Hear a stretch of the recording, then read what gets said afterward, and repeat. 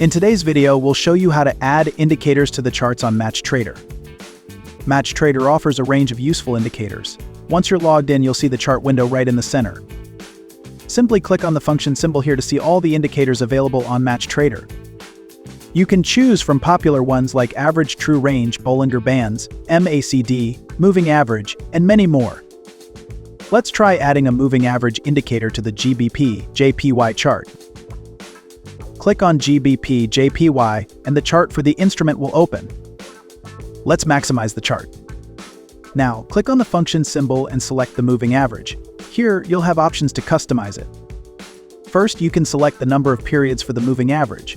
For example, let's choose 9 here. The indicator will calculate the average price of the last 9 candles to the left. Next, you can select the type of moving average. You can choose between the simple moving average or the exponential moving average, whichever fits your trading style.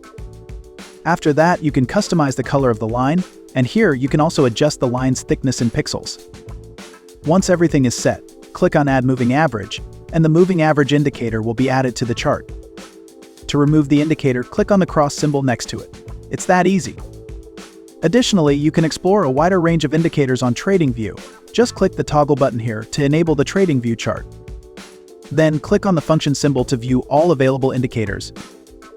And that's it. You can similarly add and customize any other indicator to fit your trading strategy. Thanks for watching. If you found this video helpful, don't forget to like, share, and subscribe to our channel.